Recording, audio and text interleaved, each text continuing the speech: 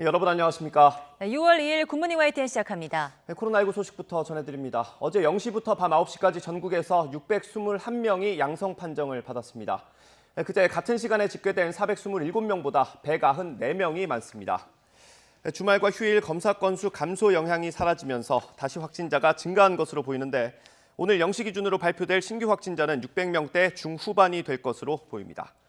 지역별로는 수도권이 441명, 비수도권이 180명으로 서울이 252명으로 가장 많았고 경기도가 169명, 대구 36명, 부산과 대전이 각각 21명, 인천이 20명, 경남 19명, 제주 14명 등입니다. 더불어민주당이 전국민 재난지원금 지급 방안 논의를 공식화했습니다. 백신 접종이 계획대로 진행된다는 전제하에 추석 전 지급을 목표로 하고 있습니다. 송재인 기자입니다. 더불어민주당이 5차 재난지원금 논의를 띄우면서 선별보다는 전국민 지원에 방점을 찍었습니다. 포용적 완화 정책 그리고 전국민 재난지원을 포함하는 이 추가 경정 예산안의 편성과 처리가 시급하다. 지급 시기도 구체화되고 있습니다. 앞서 4차 재난지원금을 선별 지급하면서 당정청은 이후 코로나19가 진정세를 보이면 전국민 재난지원금을 주자고 공감대를 이룬 상태입니다. 따라서 국민 10명 가운데 7명이 1차 백신 접종을 마칠 것으로 예상되는 9월쯤이 적기라는 겁니다. 9월 말 추석 연휴도 있어 이에 맞춰 전국민 재난지원금을 지급하면 내수 진작 효과도 클 거라 기대하고 있습니다. 세수를 고려하면 재정 상황도 그리 나쁘지 않아 재정당국을 충분히 설득할 수 있다는 입장입니다. 경제 성장률이 4% 이상 나오고 디플레이터까지 해서 명목 성장률이 한 6% 중후반 정도 나온다면 추가적으로 국채를 꽤 상당 부분의 국채를 발행한다 하더라도 그 국가 재정 건전성이 그렇게 나빠지지 않을 거고요. 이미 문재인 대통령은 정부의 확장 재정 기조를 강조한 바 있습니다.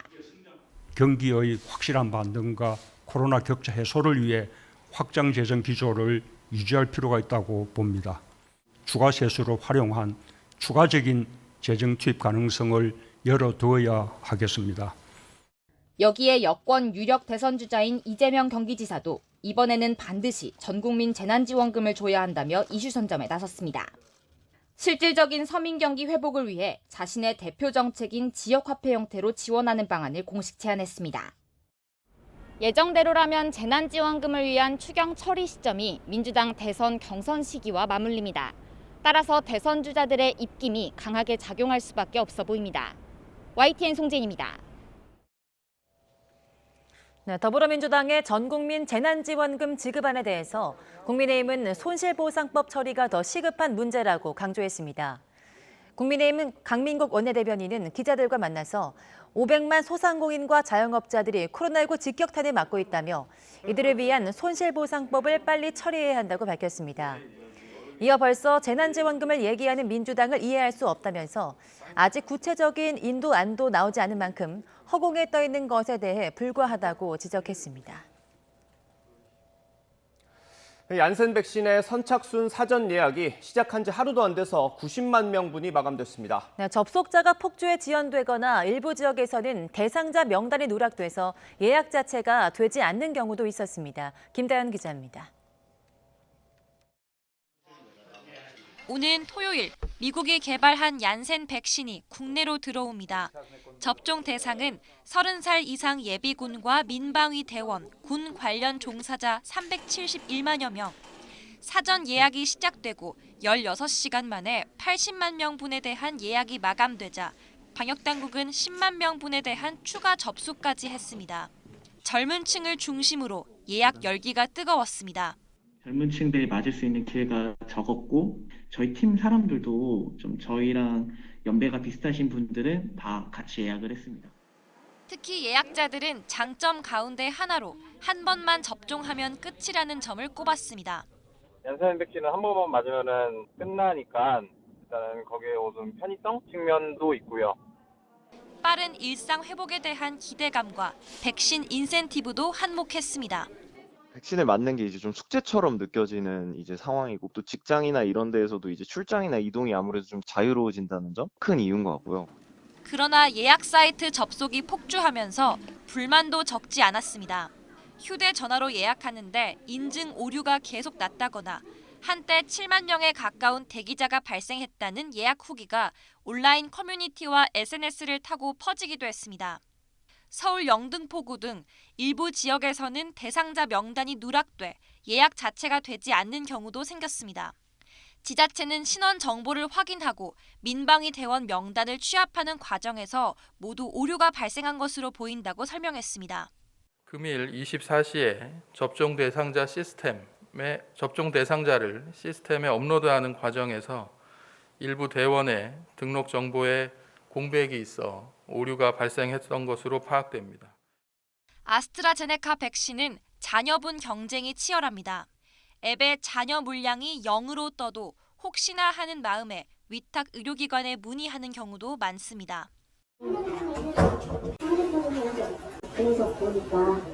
국내에서 접종하는 백신이 4종류로 늘어난 데다 접종률도 빠른 오름세를 보이면서 방역당국은 상반기 중 1,300만 명 접종이라는 목표를 달성할 수 있을 걸로 내다보고 있습니다. YTN 김다연입니다. 네, 어제부터 요양병원과 요양시설의 대면 면회가 시작됐습니다. 환자나 면회객 가운데 한쪽만 백신을 다 맞았다면 그동안 잡지 못했던 가족의 손을 잡을 수 있게 된 겁니다. 애틋했던 어제 모습을 이형원 기자가 전해드립니다. 남편 손을 잡자마자 울음이 터집니다. 울지 마라. 이런 아내가 안타깝기만 한 남편도 목이 맵니다. 괜찮아. 왜 울어? 자주 올 거야. 내가 이제 자주 와. 아유, 울지 마라. 아유. 코로나19 확산으로 지난해 3월부터 접촉 면회가 금지되면서 다시 손을 맞잡기까지 1년 넘게 걸렸습니다. 이렇게 만나기 위해 서둘러 백신을 맞은 남편. 2차례 접종 뒤 2주가 지나고 대면 면회가 허용되자마자 불이 나게 요양병원을 찾았습니다. 1년 반 동안 못 만나고 오늘 이제 처음 만나는 거지. 처음 만나는 게 좋지. 또 다른 요양병원에서는 아내가 남편을 찾아왔습니다. 잘 있었냐고. 잘 있지. 그리고 보고 싶어서, 이 형도 안 보고 싶어서 그냥 죽겠어. 가족 얘기에 간신히 참았던 눈물을 글썽입니다. 오랜만에 가족을 만나보니까 좋아요. 이렇게 별도 공간에서 이루어지는 대면 면회는 환자나 면회객 가운데 한쪽이 백신 접종을 완료해야 허용됩니다. 다만 혹시 모를 감염 위험을 막기 위해 함께 음식을 먹거나 마스크를 벗고 얘기하는 것은 여전히 제한됩니다. YTN 이영훈입니다. 이렇게 백신 접종 혜택이 시작되면서 경로당 같은 노인 복지 시설도 문을 열었습니다. 오랜만에 모인 어르신들은 특히 활기가 넘쳤습니다. 홍민기 기자가 취재했습니다. 서울 구로동의 한 경로당. 어르신들 사이 치열한 장기 한판이 펼쳐집니다. 오랜만에 돌려보는 훌라후프는 몇 바퀴 만에 바닥으로 떨어지기 일쑤지만 운동기구 위에서 발을 굴리기만 해도 웃음꽃이 퍼져나갑니다. 아까 잘했는데. 이 경로당은 코로나19 백신을 접종한 65세 이상이 이용할 수 있도록 문을 열었습니다. 지난해 2월 문을 닫은 지 1년 하고도 4개월 만입니다. 거기서 또 연락을 했고 동사무소에도 연락이 왔고요. 이제 서로 더 반갑게 아주 이산가족 만난 거 마냥 더 열심히 하고. 다시 문을 연 첫날 화이자 백신 2차 접종까지 마친 어르신 12명이 이곳을 찾았습니다. 농담도 오고 언니들 잘 있어서 그동안은 뭐 했으러 만나니까 참 재밌죠. 나이가 더 많이 잡순 사람들이 이제 많이 맞고 이제 오시겠지. 한 노인복지센터에서는 65세 이상 어르신을 대상으로 한 컴퓨터 활용 수업이 한창입니다. 사회적 거리두기 단계에 따라 수차례 문을 닫기도 했지만 최근 수강생 절반이 1차 접종을 마치면서 수업에도 다시 활기가 돌고 있습니다. 동영상도 하고 뭐 여러 가지 다 모여서 이제 밥도 먹고 술도 한잔하고. 노인복지회관과 경로당은 그동안 방역수칙을 지키며 운영할 수 있긴 했지만 감염 확산세가 계속되면서 전국에 문을 닫은 곳이 많았습니다. 고령층의 우울감이 커질 수 있다는 지적에 따라 정부는 이달부터 백신 접종자를 대상으로 경로당, 노인복지센터, 주민센터 운영을 재개하기로 했습니다. 2차 접종자가 더 늘어나면 마스크를 벗는 노래교실이나 악기 수업도 허용할 계획입니다. 예방접종은 나와 주변 사람들의 건강을 위해 또 우리 모두의 일상 회복을 위해 매우 중요합니다. 백신 1차 접종자는 직계가족 8명 인원 제한에서 제외하는 지침도 시행됐습니다. 가족 단위 손님이 늘어날 것으로 기대하고 홍보 안내문을 내건 식당도 있습니다. 직계가족 8인 플러스 알파 모임이 가능하다고 지금 6월 달부터 일반 직장인들이 4 플러스 알파라든가 그런 식으로 하면 많은 도움이 되죠. 방역당국은 접종자에게 공공시설 요금을 할인해주는 등 백신 혜택을 늘리는 방안을 추가로 검토하고 있습니다. YTN 홍민기입니다. 부산 해운대와 송정 해수욕장이 전국 해수욕장 가운데 처음으로 어제부터 조기 개장에 들어갔습니다. 다음 달부터는 전국 주요 해수욕장이 차례로 문을 여는데 감염 확산을 막기 위한 세심한 대비가 필요해 보입니다. 차상은 기자입니다. 본격적인 피서철을 앞둔 부산 해운대 해수욕장. 망루에는 구조대원들이 배치됐습니다. 다음 달 정식 개장에 앞서 한 달 먼저 안전 개장이란 이름으로 운영에 들어간 겁니다. 탈의실과 파라솔 같은 편의시설은 다음 달부터 이용할 수 있습니다. 코로나19 확산을 막기 위한 준비도 한창입니다. 지정된 번호로 전화하면 방문자 등록이 이루어지는 안심콜이 운영되고 마스크 착용 같은 방역수칙을 안내하는 현수막도 곳곳에 걸렸습니다. 올해는 안심콜 운영과 해수욕장 근무자에게 체온 스티커를 부착하고 비서용품 대여 시 QR코드와 발열 체크기를 도입합니다. 그리고 드론을 활용하여 물놀이 안전사고에도 만전을 다할 계획입니다. 전국 주요 해수욕장들도 다음 달 차례로 문을 엽니다. 충남 대천해수욕장 등 서해안 해수욕장들은 다음 달 3일부터, 강원 동해안에서는 10일부터 속초 해수욕장을 시작으로 정식 개장에 들어갑니다. 일부 해수욕장은 입장 시에 지급하는 손목 밴드를 의무적으로 착용하도록 하는 등 방문자 관리를 강화할 계획입니다. 코로나19가 아직 지속되고 하다 보니까 좀 방역수칙을 많이 지키시고 그렇게 해서 안전하게 피서를 즐기시면 좋겠고요. 그리고 백신도 이제 맞고 있으니까 그것도 다 맞으셔서 더 안전한 그런 피서가 됐으면 좋겠습니다. 코로나19 사태 속에 맞이하는 두 번째 여름. 피서와 방역이라는 두 마리 토끼를 모두 잡기 위해서는 개개인의 방역수칙 준수가 무엇보다 중요합니다. YTN 차상입니다. 네, 코로나19 백신 접종 속도전을 통해 감염 확산을 통제한 이스라엘이 코로나19 방역 조치를 전면 해제했습니다. 백신 접종 여부와 상관없이 누구나 많은 사람이 모이는 실내외 공공시설과 상업시설을 제한 없이 이용할 수 있습니다. 김진호 기자입니다. 이스라엘 텔아비브의 이칠로프 병원에서 음악회가 열렸습니다. 많은 사람들이 밀집해 음악을 즐깁니다. 코로나19 방역 조치 해제를 기념하는 음악회입니다. So I'm so happy to be here this morning as Israel is out from the corona. I think Israel is a great spot to live during the COVID-19 period. 이스라엘은 현지 시간 1일부터 코로나19 감염 확산을 막기 위해 도입했던 방역 조치를 전면 해제했습니다.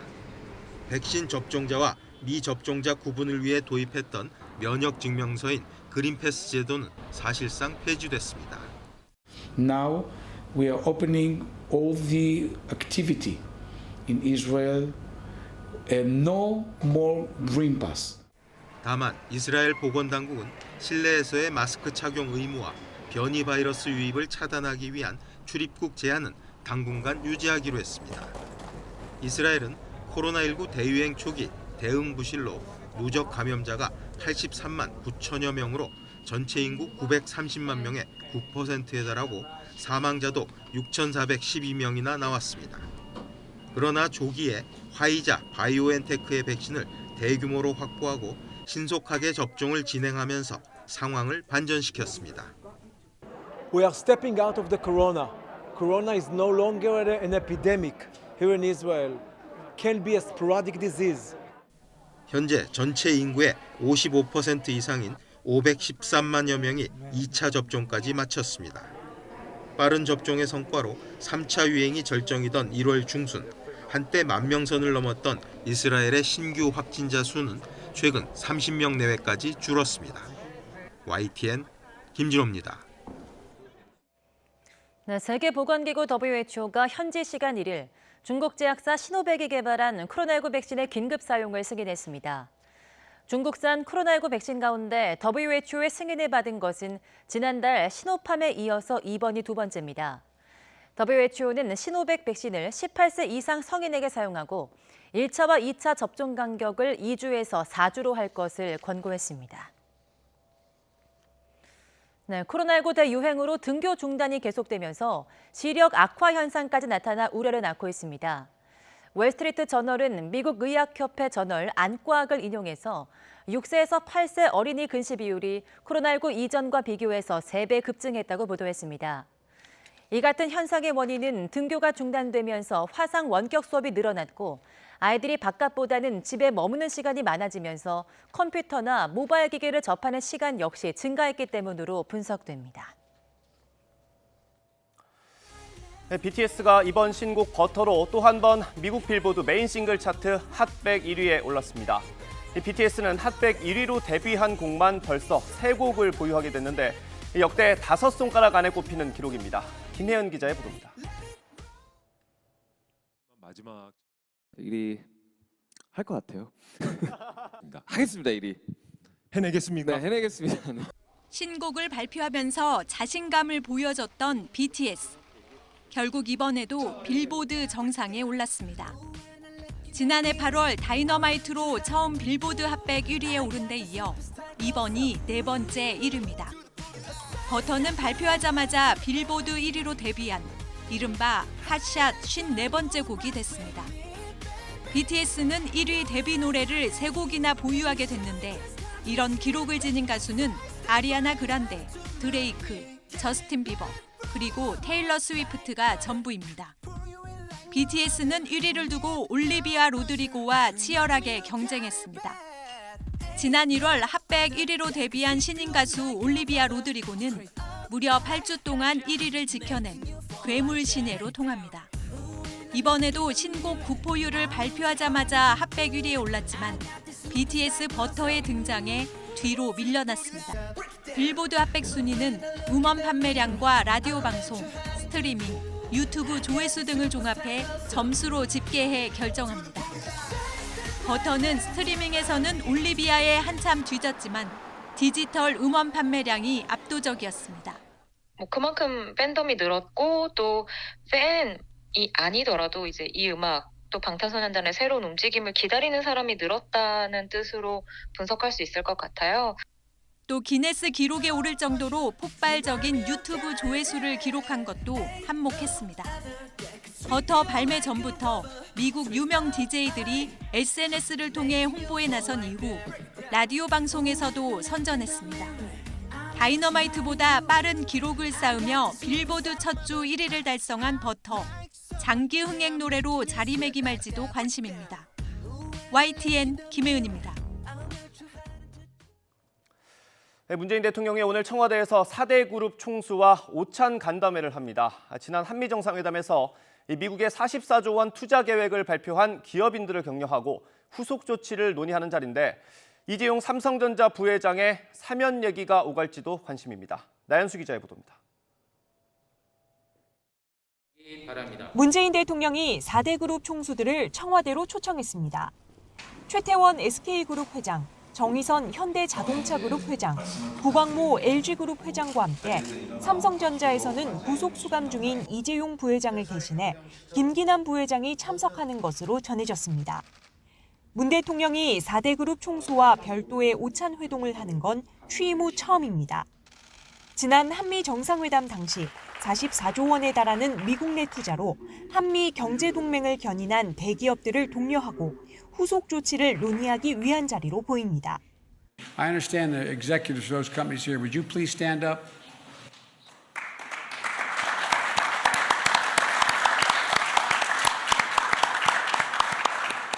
Thank you, thank you, thank you. And I think 이재용 부회장의 부재가 두드러지는 만큼 이야기는 자연스럽게 사면론으로 건너갈 수 있습니다. 최태원 회장이 회장직을 맡은 대한상의 등 5개 경제단체가 이미 이 부회장의 사면을 건의하기도 했습니다. 청와대는 일단 문 대통령이 지난달 취임 4주년 기자회견에서 밝힌 입장을 유지하고 있습니다. 충분히 국민들 많은 의견을 들어서 판단해 나가겠습니다. 다만 올해 초 신년 기자회견의 시기상조 답변과는 미묘한 기류 변화도 감지되는 만큼 일각에서는 조심스럽게 광복절 특별 사면을 내다보기도 합니다. 이어 내일은 김부겸 국무총리가 대한상공회의소에서 최 회장을 비롯한 5개 경제단체장과 만납니다. 코로나19 경제위기 극복을 위해 힘을 모아달라는 김 총리의 당부에 이어 경제단체도 최저임금, 중대재해처벌법 시행령 등 현안에 대한 재개의 의견을 전할 것으로 보입니다. 지난달 취임한 김 총리와 상견례 성격을 겸하는 자리이지만 현 정부 출범 이래 대통령과 총리가 이틀 연속 재계와 만나는 것도 처음 있는 일입니다. 한미 정상회담 성과와 경제 회복세에 어느 정도 자신감을 회복하고 있는 정부가 재계와의 만남을 통해 새로운 경제적 모멘텀을 만들어낼 수 있을지 관심이 쏠리고 있습니다. YTN 나연수입니다.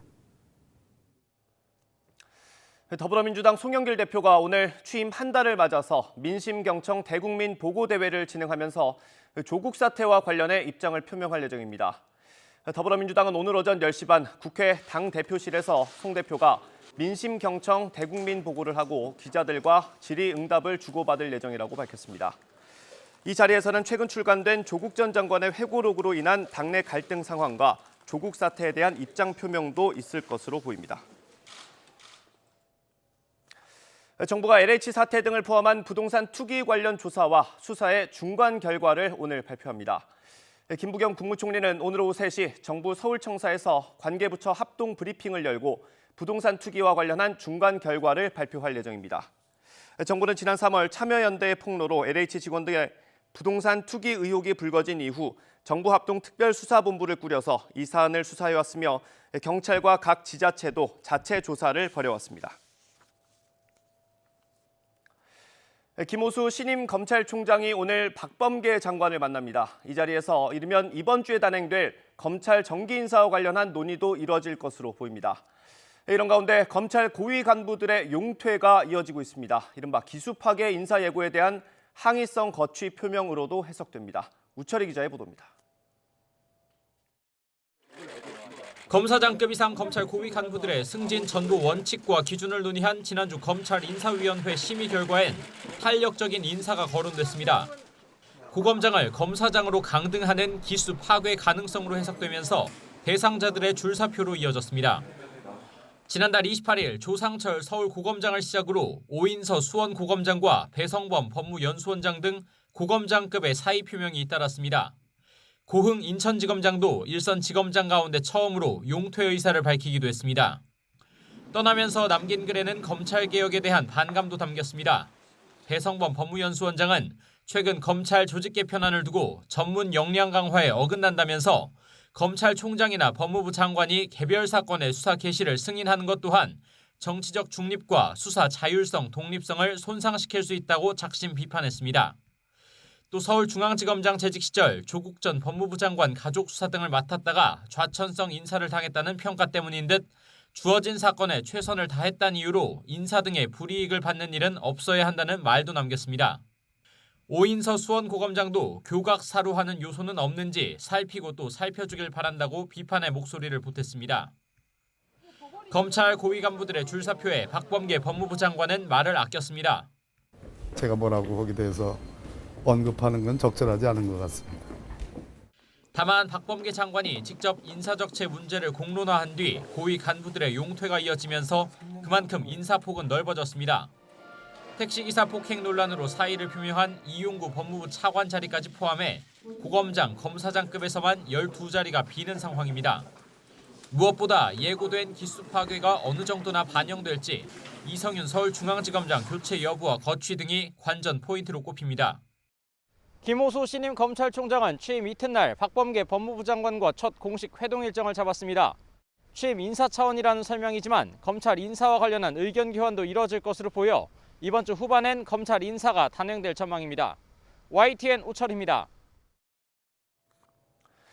조국 전 법무부 장관이 자신과 가족을 둘러싼 허위 사실을 보도했다며 언론사들을 상대로 잇따라 제기한 손해배상 소송 재판이 오늘 시작됩니다. 서울중앙지방법원은 오늘 오후 조 전 장관이 조선일보와 세계일보, 채널A와 TV조선 기자 등 12명을 상대로 낸 정정보도나 손해배상 청구 소송 3건의 첫 변론을 잇따라 진행합니다. 조 전 장관은 지난해 딸 조민 씨가 세브란스 병원을 찾아가 인턴을 하고 싶다고 말했다는 조선일보 허위 기사와 관련해 보도 다음 날 바로 잡히긴 했지만 진지한 사과가 없었고 비방과 의혹도 이어졌다면서 4억 원을 배상하라는 소송을 냈습니다. 또 자신이 지난 2018년 지방선거를 앞두고 울산으로 내려가 당시 송초로 후보의 지지를 부탁했다는 채널A와 TV조선 보도나 사모펀드 의혹이 불거지자 정경심 교수가 운용사 관계자들에게 해외 도피를 지시했다는 세계일보 보도 역시 허위라며 소송을 냈습니다.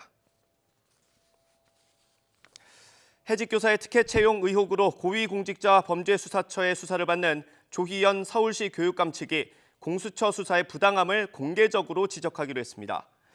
조희연 교육감 변호인단은 오늘 오후 서울 서초동 변호사 교육문화관에서 기자회견을 연다고 밝혔습니다. 변호인단은 공수처에 제출한 의견서 내용을 중심으로 조 교육감이 공수처의 수사 대상이 아닌 점 등에 대해서 설명할 예정이라고 덧붙였습니다. 특히 직권 남용 혐의와 함께 조 교육감에게 적용한 국가공무원법 위반 혐의는 공수처 수사 대상이 아니라는 점 등을 강조할 예정인 것으로 알려졌습니다. 네, 공군 여성부사관이 성추행 피해 신고 후 극단적인 선택을 한 사건과 관련해서 여야 정치권이 잇따라 엄정한 수사와 처벌을 촉구했습니다. 군 당국의 수사와 함께 국회 차원의 재발 방지 대책 논의도 본격적으로 다뤄질 것으로 보입니다. 이만수 기자가 보도합니다. 성추행 피해 신고 후 짧은 생을 마감한 공군 부사관의 유가족 앞에서 더불어민주당 송영길 대표는 한동안 말을 잇지 못했습니다. 너무나 황망하고 마음이 아파서 우리 모든 국민들이 저도 딸을 가진 아빠 심수로도 너무 마음이 아픕니다. 엄마로서 그 아팠던 그 마음을 제가 3분의 1도 하나도 못 알아줬다는 그 마음 때문에 밤잠을 이룰 수가 없어요. 철저하고 공정한 수사를 약속한 송영길 대표는 제도 개선에도 속도를 내겠다고 강조했습니다. 모든 걸 점검해서 이런 사태가 재발되지 않도록 제도적 개선도 같이 해나가도록 하겠습니다. 여권, 대권 주자들도 가세했습니다. 사건 무마 회유한 상관도 엄정히 수사하라. 처참한 사건이다. 개탄스럽다는 지적이 쏟아졌고 군내 성범죄에는 자비가 없어야 할 것이란 비판도 나왔습니다. 국민의힘도 군은 피해자가 아닌 가해자를 보호했다며 이래서야 자식을 군에 보낼 수 있겠느냐고 비난했습니다. 이 정도로 망신창이가 된 군 기강이라면 어느 부모가 자식을 마음 놓고 군대에 보낼 수 있을 것입니까? 국민의당 안철수 대표는 소 국방부 장관이 책임져야 할 것이라면서 유가족에 대한 사과와 보상도 해야 할 것이라고 주장했습니다. 군 당국의 수사와 함께 재발 방지 대책을 위한 국회 차원의 논의도 빠르게 진행될 것으로 예상됩니다. 국회 국방위원장인 민주당 민동철 의원은 YTN과 통화에서 공군 관계자를 불러 강하게 질책했다면서 군대 내 성범죄 처리 시스템과 양형 문제까지 전반을 살펴볼 것이라고 말했습니다. 성추행 피해는 물론이고 군내 조직적인 은폐와 2차 가해 의혹까지 나오고 있는 상황에서 여야 정치권이 해결책을 제시할 수 있을지 관심입니다. YTN 이만수입니다. 네, 애지중지 키우던 딸을 잃은 유가족들은 못난 부모였다면서 자신들을 탓했습니다. 딸이 떠난 뒤에 공군 측에 철저한 조사를 요청했지만 뉴스로 세상에 알려지기 전까지는 공군의 태도는 미온적이었다고 주장했습니다. 화면으로 보겠습니다. 네, 부모님 기억에는 아직 웃고 있는 딸의 모습이 선합니다. 피해를 당한 이후 힘들어하는 모습을 보였지만 부모님을 위하는 딸의 마음과 말만 믿고 알아채지 못한 게 후회됩니다.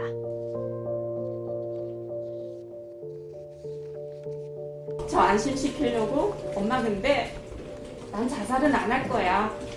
전 그 말만 믿었어요. 앞에 말을 빼고 그 자살은 안 할 거야. 나는 그 말만 믿었어요. 앞에 거를 더 깊이 생각해주고 헤아려줬어야 되는데 그러지 못했어요. 그게 제가 지금 너무나. 네, 부대에서 욕설 같은 괴롭힘을 당한다고 호소할 때도 사회생활이니 그냥 참고 넘기라고 말한 게 한으로 남습니다. 지금 같아서는 욕이라도 해주고 발로 뻥차기라도 하라고 그랬을 텐데 저는 그냥 세상 살이 사회생활이 그렇더라 그렇게만 말을 했던 이 못난 엄마예요. 네, 유가족들은 부대 내에서 조직적인 은폐 의혹이 있었고 심지어 같은 군인인 A 중사의 남자친구에게도 회유가 있었다고 주장했습니다. 특히 공군 측이 A 중사가 목숨을 잃었는데도 조사 의지가 없었다고 지적했습니다.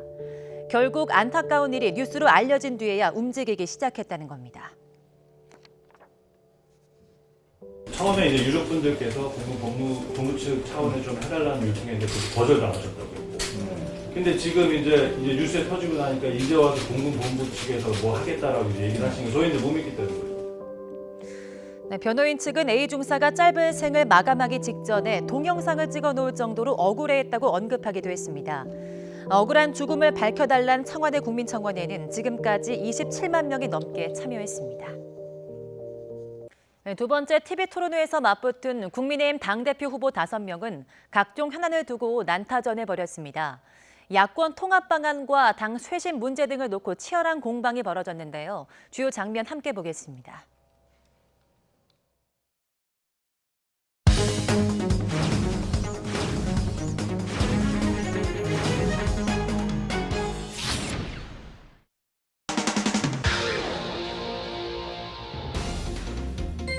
홍준표 전 대표의 복당을 즉각 허용하겠다.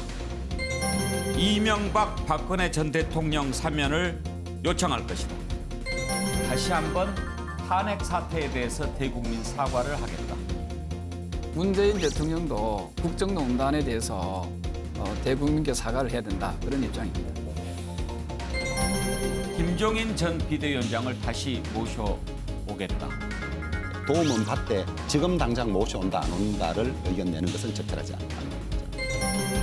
윤석열 전 총장과 어떻게든 연락을 하고 있다.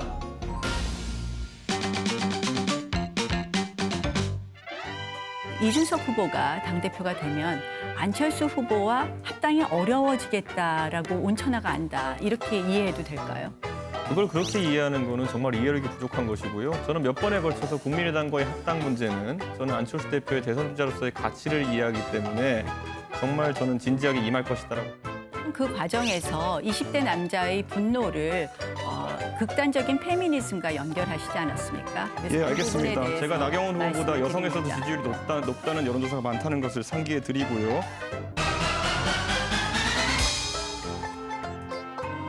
(4월 7일은) 권력형 성추행 보궐선거다. 그 비용 824억은 민주당과 문재인 대통령이 책임져야 됩니다. 이것을 소리 높여서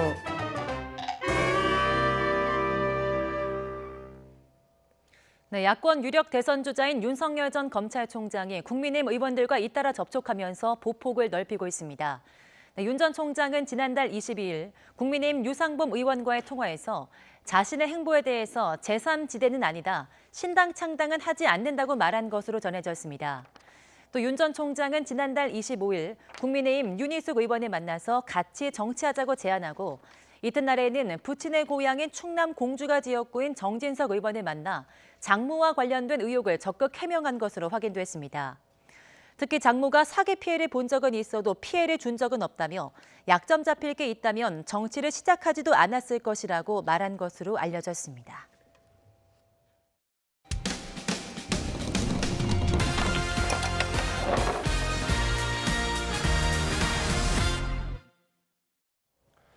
한 여성이 시끄럽게 짖는다는 이유로 길거리에서 강아지 다리를 붙잡아 내팽개치고 학대했다는 제보가 들어왔습니다. 경찰에 적발된 동물학대는 지난 10년 동안 10배 넘게 늘었지만 실제 처벌로 이어지는 경우는 많지 않습니다. 저희가 취재한 이 여성도 마찬가지입니다. 정현우 기자입니다. 지난달 14일 밤 인천 부평동 한 거리. 한 여성이 하얗고 작은 강아지의 다리를 낚아채 들더니 대롱대롱 흔듭니다. 그러더니 강아지를 유모차에 냅다 내팽개치더니 소리를 지릅니다. 도망가지 못하게 할 요령인지 목줄을 유모차에 칭칭 감았습니다. 이내 유모차를 엎어놓고 고함칩니다.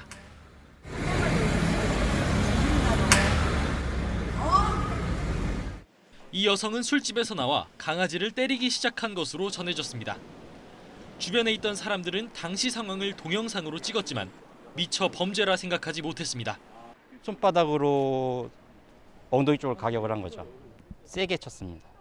경찰이 이런 것까지 이런 게 있는지 아직 인지를 못해가지고 신고를 차마 못했습니다. 경찰에 들어온 신고도 없어 강아지를 때린 여성을 처벌할 길은 당장 없어 보입니다. 부평동은 보통 저희 강력이 맞긴 한데 송파까지는 지금 수사 진행 중인 게 없는 걸로 확인됐습니다. 경찰에 적발된 동물학대는 지난 10년 동안 10배로 급증했지만 실제 처벌로 이어지는 경우는 10%도 안 됩니다. 실제로 지난해 12월 목줄을 잡고 쥐불 놀이하듯 개를 공중에 돌려 공분을 샀던 20대 2명에겐 1심에서 벌금 100만 원이 선고됐습니다.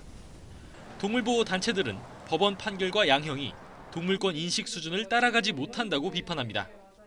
보여져 있는 동물보호법에 기반으로 해서 판결을 내리고 그리고 그래서 아까 말씀드린 그런 사각지대에 놓인 학대 행위가 있음에도 불구하고 제대로 처벌을 받지 않는 그리고 빠져나가게 되는 그런 상황들이 벌어지고 있는 거거든요. 전문가들은 또 일선 재판부가 과거 판례를 참고해 동물학대 관련 판결을 이어가고 있다고 지적합니다. 법원이 동물권에 대해 전반적인 논의를 다시 시작해 진취적인 판결을 내릴 필요가 있다는 겁니다.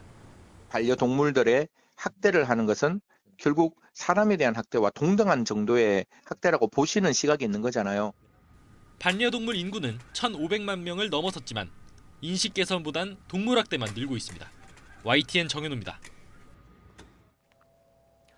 이용구 법무부 차관의 택시기사 폭행 사건 부실 수사 의혹을 조사하는 경찰이 피해자인 택시기사를 증거인멸 혐의의 공범으로 입건했습니다.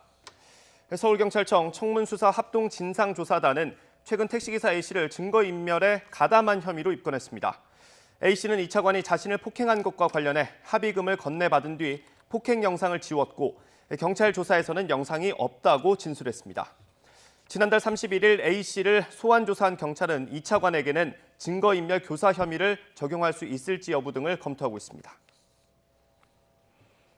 네이버가 최근 업무 스트레스를 호소하며 극단적 선택을 한 직원과 관련된 임원들을 직무 정지했습니다. 네이버 리스크관리위원회는 최인혁 최고 운영 책임자와 직장 내 괴롭힘 가해자로 지목된 당사자의 직무 정지를 권고했고 한성숙 대표가 이를 수용했다고 밝혔습니다. 직원들을 강제추행한 혐의를 받고 있는 오거돈 전 부산시장의 첫 재판이 열렸습니다. 오 전 시장은 국민참여 재판을 거부했고 피해자 변호인은 권력형 성범죄인 만큼 법정 구속이 필요하다고 주장했습니다. 손재호 기자입니다. 성추행 사건 첫 공판에 중절모 차림으로 나타난 오거돈 전 부산시장. 다소 수척한 모습에 작은 목소리로 준비한 듯한 입장을 발표했습니다. 피해자분과 시민 여러분들에게 거듭 죄송하다는 말씀 드리겠습니다. 하지만 성추행 때문에 보궐선거가 열린 것에 대해 책임감을 느끼지 않느냐는 질문에는 답하지 않았습니다. 첫 공판은 애초 지난 3월 23일에 열릴 예정이었는데 4.7 보궐선거 이후로 연기된 뒤 준비기일을 거쳐 2달여 만에 날짜가 잡혔습니다. 피해자 보호를 이유로 비공개로 진행됐습니다.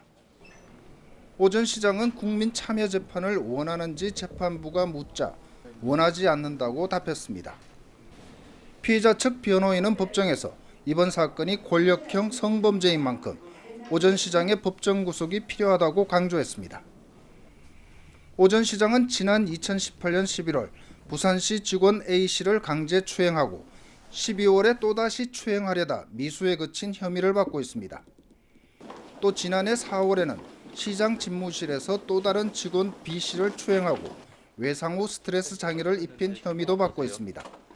YTN 손조입니다.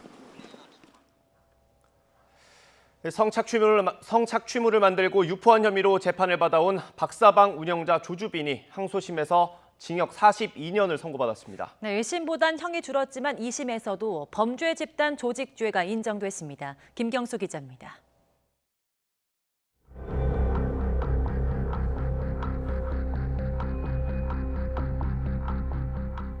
조주빈이 1심에서 선고받은 형량은 징역 45년입니다. 성착취물 제작과 유포 혐의로 징역 40년을 선고받고 범죄 수익을 숨긴 혐의로도 징역 5년을 추가로 선고받았습니다.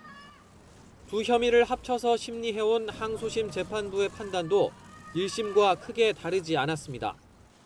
특히 재판부는 조주빈 일당이 박사방이라는 전무후무한 성착취 범죄 집단을 만들고 서로 역할까지 나누어 범행했다며 1심과 마찬가지로 범죄 집단 조직 혐의를 유죄로 인정했습니다.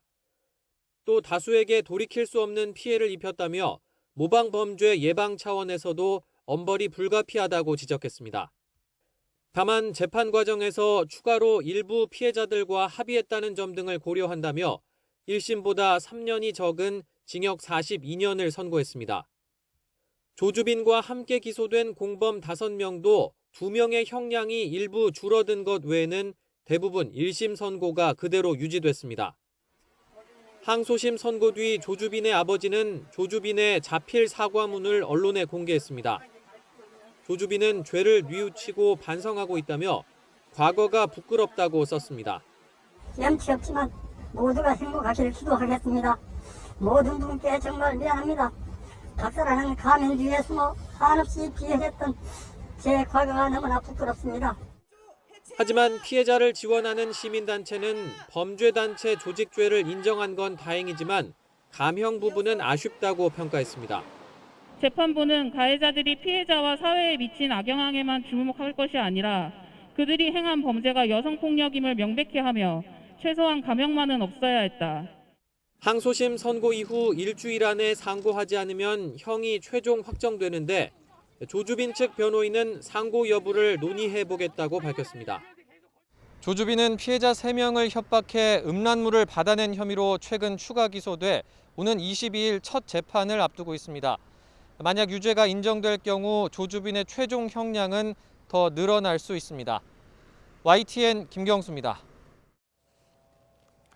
20대 여성을 스토킹하고 새 모녀를 살해한 혐의를 받는 김태현이 첫 재판에서 작은 딸과 모친을 살해한 건 우발적이었다고 주장했습니다. 서울 북부지방법원에서 어제 열린 첫 재판에서 김태현 측 변호인은 공소 사실을 모두 인정한다면서도 집에 있던 작은 딸과 뒤이어 들어온 모친 살해는 계획에 없었던 거라고 설명했습니다. 법정에서 검찰은 김태현의 끔찍한 범행 방식을 비롯한 공소 사실을 밝혔습니다. 김태현은 지난 3월 23일 피해자의 집에 들어가 작은 딸을 미리 준비한 청테이프로 제압한 뒤 살해하고 모친까지 연달아 살해했습니다.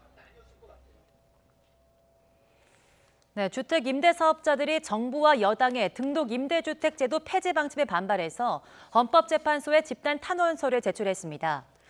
대한주택임대인협회는 서울헌법재판소 앞에서 기자회견을 열고 당정의 등록 임대주택 제도 폐지 방침은 헌법 정신을 무시한 것이라고 주장했습니다. 이들은 정부가 불과 4년 만에 정책 기조를 바꾸면서 국가 정책을 믿고 따른 임대인에게 책임을 전가하고 있다며 잘못된 판단에 따른 책임은 국가가 져야 한다고 지적했습니다. 협회는 기자회견 뒤 15,000여 명이 서명한 탄원서를 헌재에 제출했습니다. 네, 6월의 시작과 함께 날씨도 본격적인 초여름에 접어들었습니다. 오늘 전국에 30도 안팎의 더위가 찾아오겠는데요. 지금 서울의 기온은 16.6도로 선선하지만 한낮에는 기온이 29도까지 오르면서 10도 이상 기온이 껑충 오르겠습니다. 나오실 때 어제보다 한결 가벼운 옷차림 하시는 게 좋겠습니다. 오늘 아침 내륙 곳곳에 안개가 짙게 끼어 있습니다. 파주의 가시거리가 300m, 철원이 400m까지 좁혀져 있으니까요. 출근길 교통안전에 주의하셔야겠습니다. 낮 동안 전국 하늘 맑겠고요. 오후 한때 영서 남부와 충북 등 내륙 곳곳에는 5에서 10mm의 소나기가 지나겠습니다. 낮 기온은 대부분 30도 안팎까지 치솟겠습니다. 대구 31도, 대전과 광주 30도, 제주 27도까지 오르겠습니다. 오늘 밤 제주도를 시작으로 내일은 전국에 비가 내리겠고요. 이후 주말부터 다음 주까지 맑은 가운데 이맘때 초여름 날씨가 이어지겠습니다. 오늘 한낮에 강한 볕에 전국의 자외선 지수 매우 높은 수준까지 오르겠습니다. 단시간에 볕에 그대로 노출 시 피부에 붉은 반점이 생길 수 있으니까요. 외출하실 때 자외선 차단제 꼼꼼히 챙겨 바르셔야겠습니다. 지금까지 상암동 야외 스튜디오에서 박현실입니다.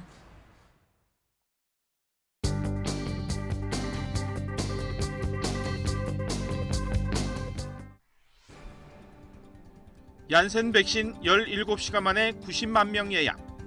코로나19 백신 접종에 속도가 붙은 가운데 전국 만 30살 이상 예비군과 민방위 대원 등을 대상으로 한 얀센 백신 사전 예약이 뜨거운 관심 속에 마감됐다는 소식이 일면을 장식했습니다. 백신 접종자에 대해 요양병원과 요양시설 대면 면회가 허용된 첫날 1년여 만에 직접 손을 맞잡고 눈물의 재회를 한 노부부의 모습도 일면에 실렸습니다.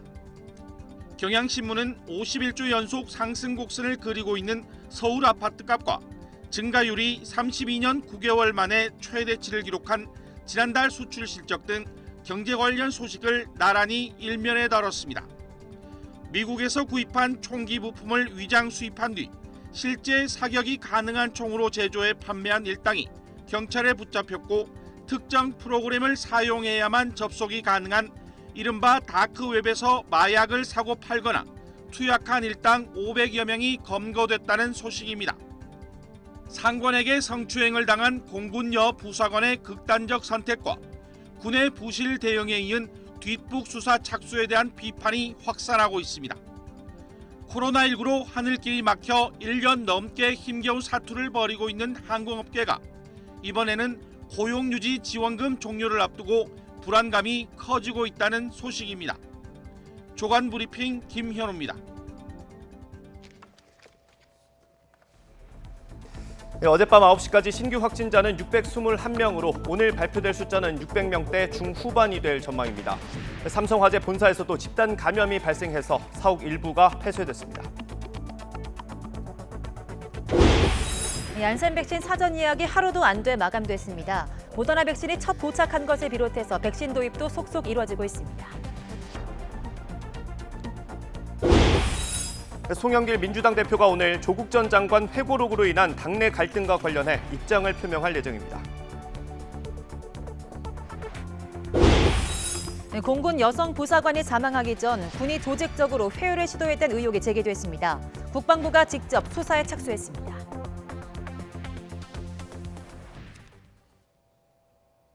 굿모닝 YTN 이어갑니다. 어제 진행된 얀센 백신 접종 사전 예약에 90만 명이 신청했습니다. 방역당국은 어제 저녁 6시 4분 기준으로 약 90만 명이 신청해서 최종 마감했다고 밝혔습니다. 어제 0시부터 예약을 받은 지 약 18시간 만입니다. 예약 대상자는 30살 이상, 60살 미만 예비군과 민방위 대원, 국방 외교 관련자 등 약 370만 명입니다. 예약자의 실제 접종은 오는 10일부터 20일까지 진행됩니다. 아스트라제네카 백신 접종 대상에서 제외됐던 만 30살 미만의 경찰과 소방관 같은 사회 필수 인력의 접종이 오는 15일부터 시작됩니다. 한편 모더나 백신이 처음으로 국내에 도입되는 등 백신 추가분도 속속 도착하고 있습니다. 보도에 박홍구 기자입니다. 지금 예방접종센터에서는 75세 이상 어르신의 화이자 백신 1차 접종이 한창입니다. 접종 대상 348만 명 가운데 현재까지 200만 명이 1차 접종을 받아 140만 명가량이 순서를 기다리고 있습니다. 하루에 10만 명 정도가 백신을 맞고 있어 방역당국은 이들에 대한 1차 접종을 오는 13일쯤 마무리할 계획입니다. 이어 15일부터는 혈전 문제로 아스트라제네카 백신 접종에서 제외됐던 30세 미만 사회 필수 인력 등에 대한 접종이 시작됩니다. 다음 주 월요일, 즉 6월 7일부터 예방접종센터 사전 예약을 시작하며 6월 15일부터 26일까지 화이자 백신으로 1차 접종을 실시할 계획입니다. 접종 대상은 경찰과 해양경찰, 소방요원, 여기에 취약시설 입소자와 종사자, 만성 신장질환자 등 19만여 명으로 파악됐습니다. 60세 이상 고령층의 백신 접종 예약률은 처음으로 70%를 넘어섰습니다. 오는 3일 예약 마감을 앞두고 백신의 효과가 확인되고 주위에 입소문이 퍼지면서 예약률 증가 속도가 빨라진 것입니다. 예약률이라든지 접종자들이 많이 늘어나고 있고 이런 그 분위기 속에서 하반기에도 접종 대상자가 이제 전 국민으로 확대가 되면서 더 적극적으로 좀 참여할 수 있도록 접종의 필요성에 대해서 보다 적극적으로 국민들을 좀 설득하기 위해서 모더나 백신 초도 물량 5만 5천 회분은 공항에 도착해 경찰의 호의 속에 국내 유통사인 GC 녹십자의 물류센터로 옮겨졌습니다. 모더나 백신은 이달 중순부터 접종에 사용될 예정입니다.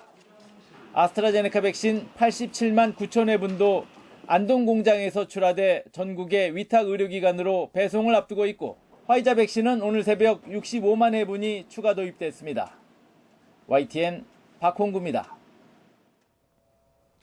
WHO가 두 번째 중국산 백신의 긴급 사용을 승인했습니다. 네, 미국에서는 화이자에 이어서 모더나가 코로나19 백신의 정식 승인을 신청했습니다. 김태현 기자가 보도합니다. 세계보건기구 WHO가 중국 제약사 시노백이 개발한 코로나19 백신의 긴급 사용을 승인했습니다. WHO 승인을 받은 중국산 백신은 지난달 시노팜에 이어 두 번째입니다. WHO는 시노백 백신을 18살 이상에게 사용하고 1차와 2차 접종 간격을 2주에서 4주로 할 것을 권고했습니다. 이 백신은 WHO의 8번째 긴급 사용 목록에 올라가면서 국제 공동 구매와 분배 프로젝트인 코백스를 통할 수 있게 됐습니다. The easy storage requirements of CoronaVac make it very suitable for low resource settings. It's now the 8th vaccine to receive EUL by WHO. 시노백 백신은 인도네시아와 브라질, 필리핀, 태국 등에서 긴급 사용 승인을 받았지만 예방 효과와 안전성을 둘러싼 논란이 이어지고 있습니다. 미국에서는 화이자에 이어 모더나도 코로나 백신 정식 승인을 신청했습니다. 모더나는 미 식품의약국 FDA로부터 백신 품목 허가를 받기 위해 자료 제출 절차를 시작했다고 발표했습니다. 품목 허가가 나오면 모더나 백신은 다른 의약품처럼 시장에서 직접 소비자에게 판매될 수 있습니다. 모더나 백신은 지난해 12월 FDA의 긴급 사용 승인을 받았고 이후 미국에서 모두 1억 2,400만 회분이 접종됐습니다. 앞서 화이자는 지난달 7일 FDA에 코로나 백신 품목 허가를 신청했습니다. YTN 김태현입니다. 프로야구 관중석에 적용했던 거리두기 조치가 완화되면서 최대 4명까지 나란히 앉아서 경기를 볼 수 있게 됐습니다. 네, 팬들은 오랜만에 함께 응원하는 기쁨을 맛봤는데 정작 구단들은 아직은 신중한 분위기입니다. 조성호 기자입니다. 야구장 외야 관중석 테이블에 연인, 친구, 가족들이 2명씩 나란히 앉아 경기를 지켜봅니다. 한두 자리씩 떨어져 앉아야 했던 관중석에서 함께 응원하는 건 2019 시즌 이후로는 처음입니다. 같이 얘기도 할 수 있고 같이 관람을 할 수 있고 그게 너무 기분이 좋아요. 앞으로도 계속 같이 앉아서 즐겁게 관람 좀 했으면 좋겠어요. 예전에는 아이랑 떨어져 앉아야 돼서 걱정이 됐었는데 이제는 같이 앉을 수 있어서 바로 오늘 예매하고 왔습니다. 방역수칙만 잘 지키면 괜찮을 것 같습니다. SSG는 2명씩 앉는 외야 홈런 커플존에서 연석관전 시범 운영을 시작했습니다. KBO가 정부와 논의한 결과 최대 4명까지 동반 관전을 허용하기로 지침을 완화한 덕분입니다. 좀 가족 단위나 아니면 좀 가까운 분들이 좀 더 편안하게 관람을 하실 수 있는 여건이 좀 마련됐기 때문에 그에 따라서 좀 더 많은 가족분들 또 가까운 분들이 야구장에 함께 좀 찾아오실 수 있는 효과를 좀 기대하고 있습니다. KBO는 구장 사정과 팬들 선호도를 고려해 구단이 자율적으로 완화된 방역 수칙을 적용하도록 했습니다. SSG처럼 커플석이나 가족석 같은 특별한 구역에서만 허용하는 구단이 있는가 하면 기존대로 거리두기 관전을 유지하기로 한 구단들도 있습니다. 지역별로 10%, 30% 입장 제한은 계속 시행돼 당장 관중이 크게 늘긴 어렵지만 위축됐던 관전 문화에는 활력소가 될 수 있습니다.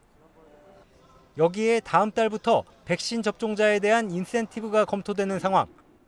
언젠가는 야구장 치맥을 다시 볼 날도 기다려집니다.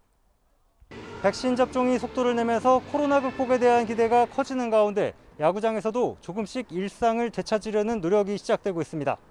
YTN 조성호입니다. 네, 어제 0시부터 밤 9시까지 전국에서 코로나19 양성 판정을 받은 신규 확진자는 621명입니다. 그제 같은 시간에 집계된 427명보다 194명 많습니다. 주말과 휴일 검사 건수 감소 영향이 사라지면서 다시 확진자가 증가한 것으로 분석됩니다. 수도권이 441명, 비수도권이 180명입니다. 시도별로는 서울이 252명으로 가장 많고 경기 169명, 대구 36명, 부산, 대전 각 21명, 인천 20명, 경남 19명, 제주 14명 등입니다. 오늘 0시 기준으로 발표될 신규 확진자는 600명대 중후반, 많으면 700명 안팎에 달할 것으로 보입니다.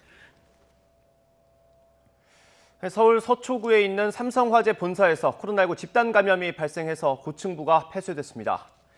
삼성화재 본사 건물 23층에서 그제 첫 확진자가 나온 이후 어제까지 20여 명이 확진 판정을 받았습니다. 네, 집단 감염이 발생한 서울 강북구의 고등학교에서 학생 확진자 4명이 추가됐습니다. 서울시 교육청은 어제 오후 4시까지 2학년 학생 2명과 1학년 학생 1명, 3학년 학생 1명 등 4명이 추가로 양성 판정을 받아 학생 확진자는 34명으로 늘었다고 밝혔습니다. 이 학교에서는 지난달 30일 3학년 학생 1명이 확진되면서 3학년 학생 전원과 교직원을 검사했으며 지난달 31일 3학년 학생 29명이 추가로 양성 판정을 받았습니다. 대전 골프 모임 관련 코로나19 확진자가 33명으로 늘었습니다. 대전시는 확진자가 방문했던 식당과 관련해 손님의 가족과 지인 등 2명이 추가로 양성 판정을 받았다고 밝혔습니다. 해당 식당에 대한 환경 검체 검사 결과 17건 가운데 정수기와 휴게실 등 2건에서 코로나19 바이러스가 검출됐습니다. 일본이 타이완에 백신을 지원할 움직임을 보이자 중국이 강력 반발하고 나섰습니다. 네, 중국은 자국의 방역도 못하는 일본이 어떻게 타이완에 백신 지원을 하겠냐며 정치 쇼를 하지 말라고 비난했습니다. 베이징에서 강성웅 특파원이 보도합니다. 타이완 당국이 결국 중국산 백신을 부분적으로 받기로 했습니다. 친중 성향의 야당인 국민당의 요구를 수용해 자치단체별로 중국 백신을 받을 수 있도록 한 겁니다.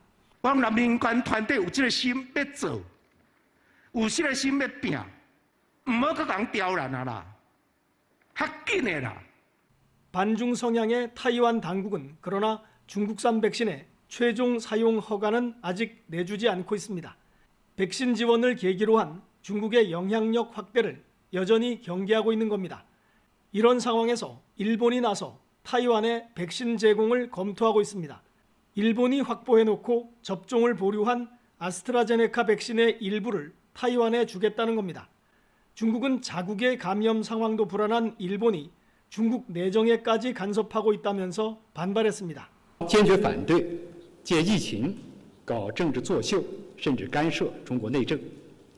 我注意到日本目前尚无法确保自身疫苗的充足供给。 중국은 자국 백신 500만 회분을 중국 제약사가 확보한 외국 백신과 함께 타이완에 보낼 예정입니다.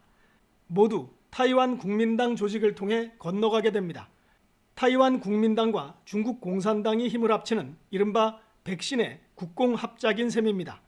일본도 6천만 명분의 아스트라제네카 백신 가운데 일부를 이르면 다음 달부터 지원할 계획입니다. 타이완 문제로 연일 신경전을 벌이고 있는 중국과 일본이 이번에는 백신 지원을 둘러싸고 마찰을 빚고 있습니다.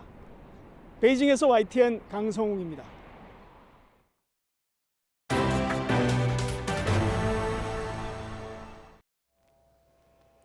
네, 공군 여성부사관이 성추행 피해 신고 끝내 숨진 채 발견된 것과 관련해서 국방부 감찰단이 직접 수사에 착수했습니다. 공군 내에서 이 여성 부사관을 상대로 조직적으로 회유했다는 의혹도 제기됐는데 서욱 국방장관은 철저한 조사를 지시했습니다. 김문경 기자입니다. 지난달 22일 숨진 채 발견된 공군 여성 부사관 A 중사가 안치돼 있는 국군 수도병원 장례식장. 딸의 영정 앞에서 아버지는 주저앉고 말았습니다.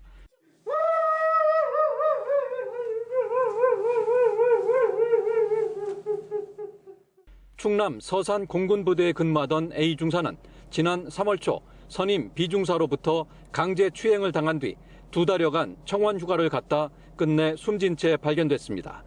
남자친구와 혼인신고를 한 다음 날이었는데 부대에 성추행 피해 신고를 했지만 아무런 보호를 받지 못한 것으로 알려졌습니다.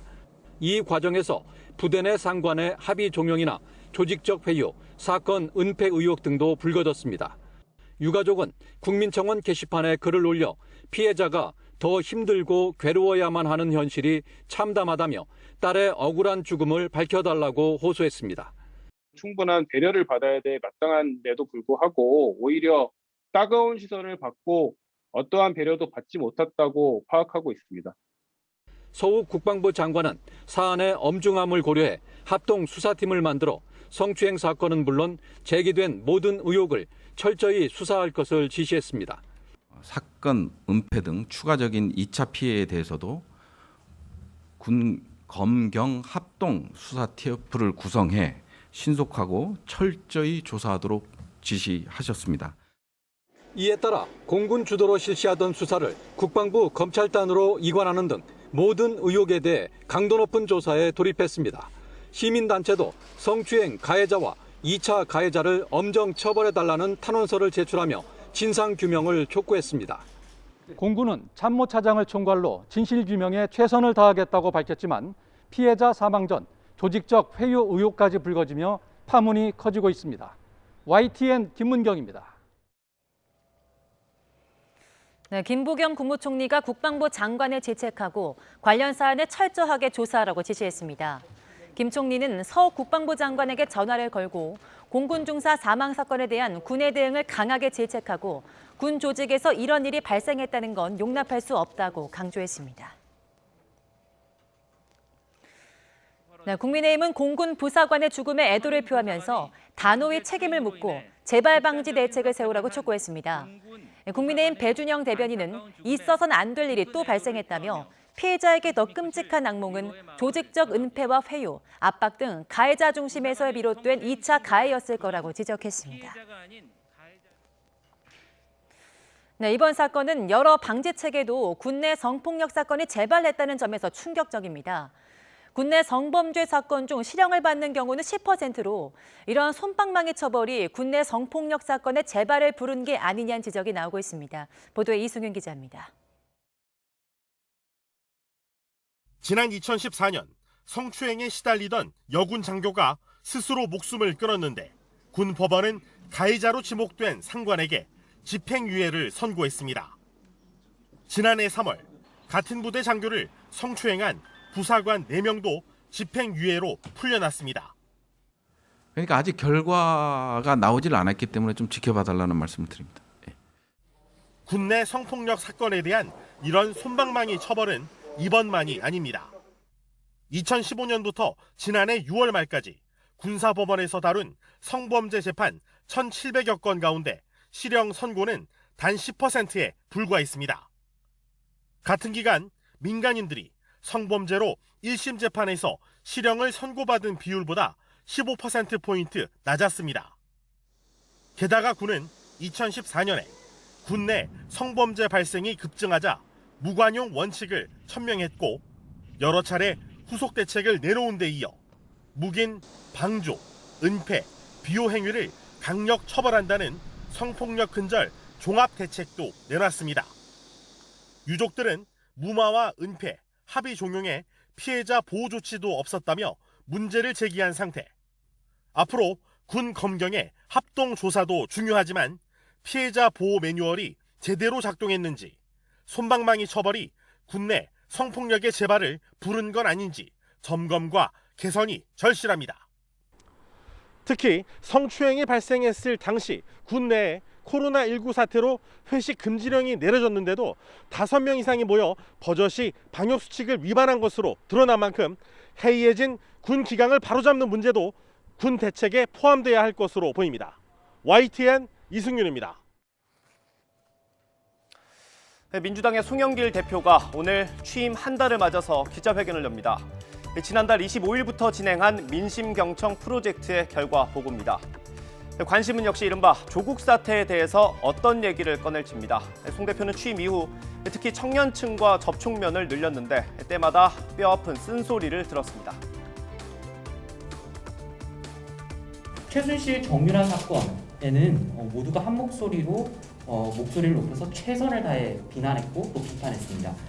그렇지만 조국 사태를 두고는 그것과는 결이 다르다고 하면서 같은 비교 대상에 놓지도 말라고 합니다. 혼된 공정 정의라는 정부의 기조는 내로남불과 진영 논리 속에서 빛이 발했다라고 생각합니다. 제가 보기에는 민주당의 또 다른 기득권이라고 생각이 듭니다. 특히 조국 전 장관이 최근 책을 내면서 당내 갑론을박이 이어지고 있습니다. 이런 가운데 송영길 대표가 고심 끝에 직접 발탁한 이동학 최고위원은 이렇게 언급했습니다. 민주당의 길은 민생의 길이다 라고 하는 것을 좀 분명하게 긋고 갔으면 좋겠고요. 지금 이 시점에 나온 것이 저로서는 상당히 안타깝다고 생각되고. 송영길 대표는 앞서 무엇이 잘못인지 먼저 파악하는 게 먼저라는 입장을 밝히기도 했습니다. 그냥 무조건 반성하고 죄송합니다 그러면 국민들이 납득이 안 되잖아요. 무엇을 당신이 잘못했는지 알고 있느냐, 이것이 분명하게 제시돼야 이제 제대로 우리의 뜻을 이해하는 거라고 국민들께서 민주당을 바라보지 않겠는 것 같습니다. 송영길 대표가 오늘 조국 사태를 언급할지 또 사과 수준으로 나올지도 관심입니다. 오늘 회견 내용에 따라 민심의 흐름은 물론 당내 기류에도 큰 변화가 있을 것으로 전망됩니다. 네, 김호수 신임 검찰총장이 취임식을 열고 공식적인 업무를 시작했습니다. 김 총장은 부당한 압력으로부터 정치적 중립과 독립성을 지키는 굳건한 방파제가 되겠다고 강조했습니다. 김 총장의 취임사와 첫 출근길 각오를 직접 들어보겠습니다. 저는 검찰총장으로서 자율과 책임의 원칙하에 굳건한 방파제가 되어 일체의 부당한 압력으로부터 정치적 중립과 독립성을 지켜나갈 것을 여러분께 약속드리겠습니다. 다시 검사가 되었다는 점에서 관계가 무량합니다만 해야 할 일 또 국민을 생각하니 어깨가 무겁습니다. 네, 후보로 거론되실 때부터 정치적 중립성 논란이 있었는데 앞으로 어떻게 해소하실 방안이신가요? 말씀드린 것처럼 제가 검사가 되었습니다. 검사로서 법과 원칙에 따라 당연히 일해야 되는 것이고요. 모든 일을 공정하게 처리하도록 하겠습니다. 네, 김호수 검찰총장이 오늘 박범계 법무부 장관과 첫 공식 회동을 합니다. 대검찰청은 오늘 오전 10시 법무부 과천청사에서 김 총장이 박 장관과 만난다고 밝혔습니다. 형식적으로는 신임 검찰총장이 장관에게 인사하는 자리이지만 검사장급 이상 고위 간부 인사를 앞둔 만큼 검찰 인사에 대한 구체적인 논의도 오갈 것으로 보입니다. 네, 문재인 대통령이 오늘 청와대에서 국내 주요 4대 그룹 총수와 회동합니다. 청와대는 문재인 대통령이 오늘 정오에 4대 그룹 총수들을 청와대 상춘제로 초청해서 오찬 간담회를 진행한다고 밝혔습니다. 이 자리에는 최태원 SK그룹 회장과 정의선 현대차그룹 회장, 구광모 LG그룹 회장, 그리고 삼성그룹에서는 미국 순방에 동행했던 김기남 삼성전자 부회장이 참석할 것으로 알려졌습니다. 오늘 회동에서는 대미 투자와 관련한 인센티브를 기대하는 재계의 목소리와 구속 수감 중인 이재용 삼성전자 부회장 사면 관련 의견도 나올 거란 전망이 나오고 있습니다. 네, 시민단체들이 문재인 대통령에게 남은 임기 동안 재벌 중심의 경제 정책을 선회하고 불평등과 양극화를 해소하라고 촉구했습니다. 참여연대와 경제정의 실천 시민연합 등이 참여한 경제민주화 양극화 해소를 위한 99% 상생연대는 청와대 분수대 앞에서 기자회견을 열고 그간 문재인 정부는 은산분리 완화 같은 친재벌 정책에 집중했다며 남은 임기 기간 재벌 개혁과 주거 안정화 등에 적극적으로 나서야 한다고 밝혔습니다. 네, 북한이 지난 1월 당 규약을 개정해서 김정은 총비서 다음 가는 직책인 제1비서 자리를 신설한 것으로 알려졌습니다. 또 제1비서에 대해서 총비서, 그러니까 김정은의 대리인이라고 설명했는데 북한이 공식적으로 당내 2인자 자리를 만든 것은 이례적이라는 평가입니다. 한연희 기자입니다. 북한은 지난 1월 열린 8차 당대회에서 5년 만에 비서국을 부활시키고 김정은 국무위원장을 총비서로 추대했습니다. 김일성 주석, 김정일 국방위원장과 같은 당직책을 부여하며 김정은 지도체제를 공고히 한 겁니다. 전체 당원들과 온 나라 인민들의 철석 같은 의지와 한결같은 염원을 담아 김정은 동지를 조선노동당 총비서로 높이 추대할 것을 본 대회 앞에 정중히 제의합니다. 당시 당 조직과 활동의 지침이 되는 규범인 조선노동당 규약을 개정하면서 김정은 총비서 아래에 제1비서 자리를 신설한 것으로 알려졌습니다. 당 규약의 당의 중앙조직 관련 조항에 당 중앙위원회 전원위원회는 제1비서, 비서를 선거한다는 문구와 제1비서는 총비서, 그러니까 김정은 위원장의 대리인이라는 문구를 추가한 건데 북한이 당내 2인자 자리를 공식화한 것은 이례적이라는 평가입니다. 김정은 체제가 좀 자신감을 붙었다라고 읽을 여지도 있죠. 이제는 그런 것을 제도화하더라도 본인의 김정은의 자리가 흔들리지 않는다라는 자신감이 된 부분도 있다라고 판단이 되고 제1비서직이 실제 2인자로서 권력을 행사할지 총비서와 당원을 연결하는 역할에 그칠지는 아직 알 수 없습니다. 후계자 임명을 위한 제1비서직이라면 후계 작업이 시작될 때까지 오랜 기간 공석이 될 가능성에 행정상의 목적일 경우 김 위원장의 최측근인 조용원 당 조직비서가 제1비서직을 맡았을 가능성에 무게가 실립니다. 북한은 당 규약을 개정하며 북한 주도의 혁명 통일 관련 문구도 삭제하거나 조정한 것으로 알려졌습니다.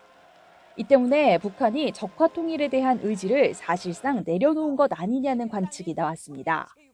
하지만 통일부는 표현의 변경도 중요한 고려사항이지만 종합적인 취지를 봐야 한다며 전체적인 내용을 파악해 평가할 계획이라고 신중한 입장을 밝혔습니다.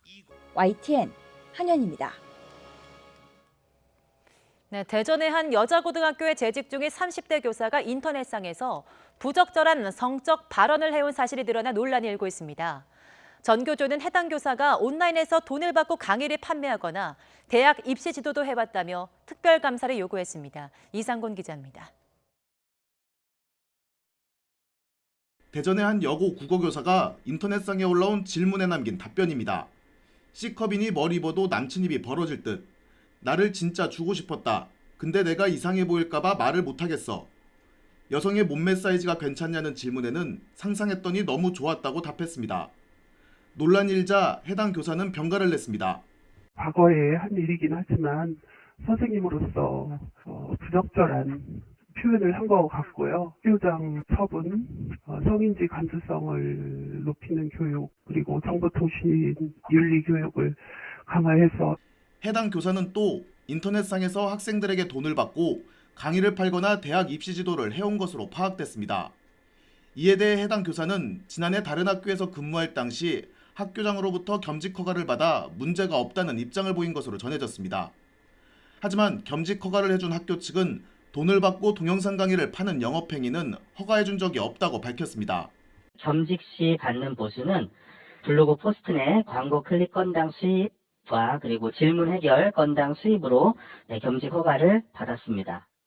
전교조는 교사가 부적절한 성적 농담을 불특정 다수에게 한 것 자체가 품위유지 의무를 저버린 것이라고 비판했습니다. 또 대전시 교육청이 교사가 운영하는 유료 강의 사이트와 유튜브 등에 대한 전수조사와 함께 특별감사에 나서야 한다고 주장했습니다.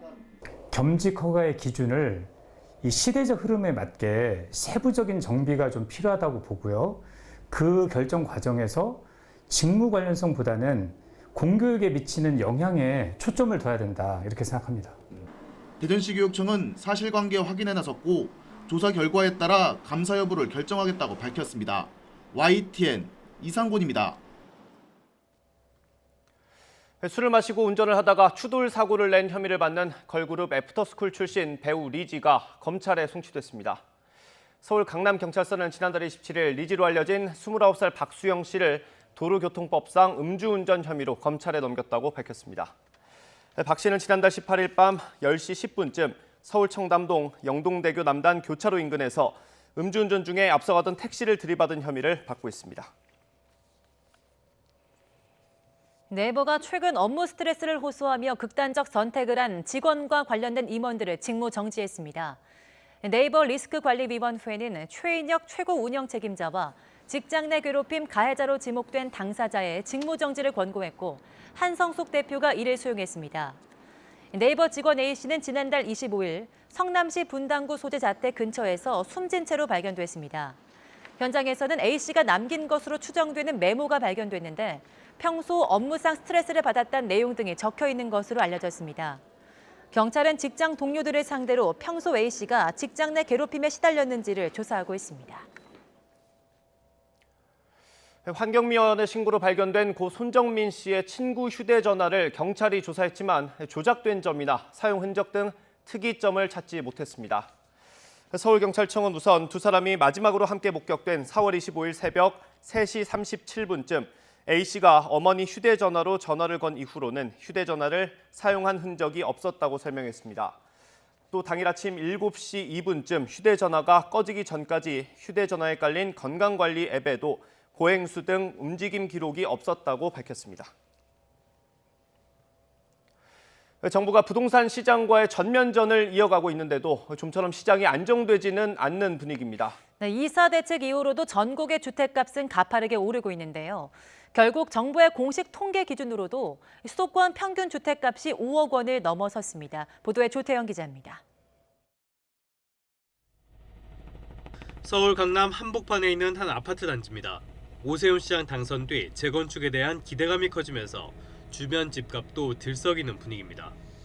이곳을 포함한 이른바 강남 3구의 집값은 지난달에도 서울 평균을 웃도는 오름세를 이어갔습니다. 가격이 오른 건 강남만의 일이 아닙니다. 전국 주택가격은 한 달 만에 0.7% 올랐습니다. 오름폭이 줄었다고는 하지만 여전히 높은 상승세를 유지한 겁니다. 실제로 올해 들어 지난달까지 전국 주택값은 4% 가까이 올랐는데 이는 지난해의 2배를 훌쩍 넘는 수준입니다. 부동산 가격 급등속 수도권의 주택평균 매매 가격은 월 기준 사상 처음으로 5억 원을 넘어섰습니다. 실수요자들의 내 집 마련 꿈이 더욱 멀어진 셈입니다. 문제는 하반기 전망도 어둡다는 점입니다. 정부가 양도세 강화와 매입임대제도 폐지 등으로 다주택자에 대한 압박을 이어가고 있지만 정책 효과에 대한 의구심으로 시장에 주택 매물이 나올지는 여전히 미지수이기 때문입니다. 다주택자분들은 더 이상 매물을 내놓지 않고 매물 잠김 현상이 발생할 가능성이 크고요. 기존에 나와 있는 매물들이 호가가 높다 보니까 아무래도 추격 매수에 나서면서 가격을 끌어올릴 가능성이 높다고 할 수 있습니다. 부동산 시장 안정을 위해선 정부가 이사 대책 등을 통해 그동안 소홀했던 주택 공급에 속도를 내는 수밖에 없다는 분석이 나옵니다. YTN 조태현입니다. 한때 업계 1위였던 남양유업은 불가리스 사태 이후 속전속결로 매각되는 최악의 상황을 맞았습니다. 네, 57년 만에 주인이 바뀐 남양유업은 대대적인 인력과 조직 개편을 포함한 고강도 쇄신에 나설 것으로 보입니다. 개훈이 기자입니다. 이 모든 것에 책임을 지고자 저는 남양유업 회장직에서 물러나겠습니다. 또한 자식에게도 경영권을 물려주지 않겠습니다. 지난달 4일 홍원식 전 회장이 눈물을 흘리며 사과했지만 공분이 사그라들지 않자 남양유업은 결국 매각을 결정했습니다. 사모펀드인 한행컴퍼니에 소유주 일가 지분 전략을 3,107억 원에 팔기로 한 겁니다. 매각 가격 3천여억 원을 놓고는 업계 2위 기업이 헐값에 팔렸다, 적정하다 등 엇갈린 평가가 나왔습니다. 이런 가운데 매각 후 남양유업 주가는 연일 치솟고 있습니다. 주당 40만 원대이던 주가는 이틀 만에 70만 원대로 뛰어올랐습니다. 그동안 소유주 중심의 폐쇄적인 조직 문화가 고질적인 문제로 지적된 만큼 남양유업은 이를 개선하기 위한 쇄신 작업에 집중할 것으로 보입니다. 세주인 한행컴퍼니도 오너리스크 해소를 위해 집행 임원 제도를 적용하겠다고 밝혔습니다. 남양유업을 정상화시켜서 기업을 높은 가치에 다시 시장에 내놓기 위해서 하는 전략적인 선택이라고 생각이 됩니다. 이를 통해서 전문 경영인 체제가 정착될 수 있고 기업 가치를 상승시킬 수 있다면은 한번 시도해 볼 만한 가치가 있고. 기업 이미지 개선을 위해 남양이란 사명까지 바꿀 것인지도 폭넓게 고민하고 있습니다. 또 현재의 저출산 상황을 고려할 때 분유와 우유에 의존하는 매출 구조에서 벗어난 사업 다각화가 시급하다는 지적도 나옵니다. YTN 개훈입니다. 증권가의 5월에는 주식을 팔라는 말이 있는 것처럼 지난달 외국인은 코스피 시장에서 모두 8조 5천억 원어치를 팔아치웠습니다. 코로나19로 중단됐던 공매도가 14개월 만에 재개됐지만 증시에 특별한 영향은 주지 않는 것으로 나타났습니다. 박병환 기자입니다. 지난 5월 한 달간 외국인은 코스피 시장에서 총 8조 5,167억 원어치 주식을 순매도했습니다. 외국인이 가장 많이 판 종목은 삼성전자로 전체 매도 물량의 절반 정도인 4조 1,086억 원어치의 삼성전자 주식을 팔아치웠습니다. 또 삼성전자의 공매도 규모도 6,117억 원에 달했습니다. 외국인들의 매도가 잇따르면서 당초 증권사들이 10만 전자를 예상하기도 했지만 삼성전자 주가는 8만 원대를 오르내리고 있습니다. 지난달 외국인 매도가 많은 종목은 삼성전자에 이어 SK하이닉스, SKIE 테크놀로지, 삼성전기 순으로 나타났습니다. 반면 지난달 외국인이 가장 많이 사들인 종목은 해운업체 HMM으로 2,542억 원어치의 HMM 주식을 매수했습니다. HMM은 해운 업황 호조와 컨테이너선 부족으로 실적이 대폭 개선돼 주가가 크게 상승한 후 조정을 보이고 있습니다. 이 같은 외국인의 대규모 매도는 미국에서 테이프링, 즉 양적 완화 축소 움직임이 큰 영향을 미친 것으로 보입니다. 공매도 재개로 주가 하락이 뒤따르지 않을까 하는 동학 개미들의 우려가 있었지만 증시는 공매도 재개 후에도 2% 가까이 오르며 상승 추세를 이어갔습니다. 국내 경기가 개선될 것이라는 기대감, 그다음에 수출 지표 호조라던가 원달러 환율의 안정된 흐름들 같은 것들이 투자 심리에 지속적인 긍정적인 영향을 미쳤기 때문에 공매도 거래 재개가 시장에 미치는 부정적인 영향은 제한적이었고요. 6월 첫날 코스피는 0.56% 오르면서 3,221.87로 마감해 상승 움직임을 이어갔습니다. YTN 박병환입니다. 미국 역사상 최악의 인종폭력 사건인 털사 대학살이 올해로 꼭 100주기를 맞았는데 최근엔 또 다른 증오 범죄가 끊이질 않고 있습니다. 뉴욕에서 건장한 남자가 아시아계 여성에게 무지막지한 주먹을 휘두르 실신시켰는데요. 바이든 대통령은 인종차별을 뿌리 뽑겠다고 강조했습니다. 보도에 이어진 기자입니다. 뉴욕 맨해튼 차이나타운의 한 식당 앞을 지나던 55세 아시아계 여성이 난데없이 흑인 남성의 기습적인 공격을 받고 그대로 쓰러집니다. 퍽 소리가 날 만큼 큰 충격에 여성은 움직이지 못합니다.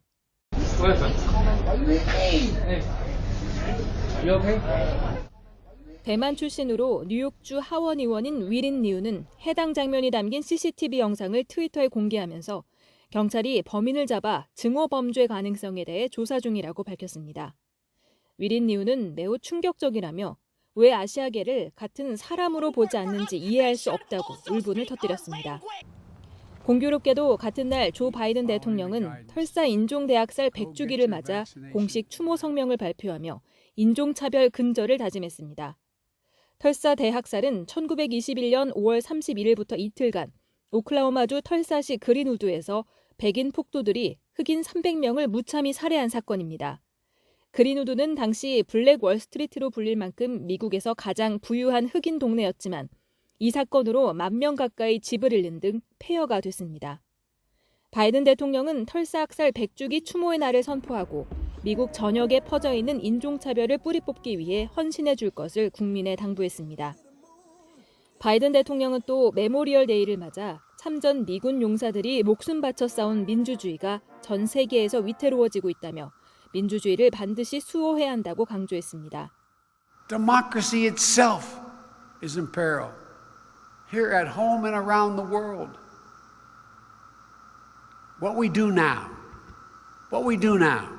how we honor the memory of the fallen will determine whether or not democracy will long endure. 독재와의 싸움을 언급한 바이든 대통령은 전날 중국과 러시아를 콕 집으며 인권 문제를 좌시하지 않겠다고도 경고했습니다. YTN 이어진입니다. 네, 그룹 방탄소년단 BTS가 두 번째 영어곡 버터로 미국 빌보드 메인 싱글 차트에서 또다시 정상에 올랐습니다. 빌보드는 현지 시간 1일 BTS의 버터가 이번 주 메인 싱글 차트인 핫백 1위로 진입했다고 밝혔습니다. 핫백은 매주 미국에서 가장 인기 있는 노래 순위를 집계하는 차트로 스트리밍 실적과 음원 판매량, 라디오 방송 횟수 등을 종합해 순위를 냅니다. 앨범 차트인 빌보드 200과 함께 빌보드의 양대 메인 차트이면서 미국 음악 시장의 인기 흐름을 보여주는 핵심 지표로 꼽힙니다.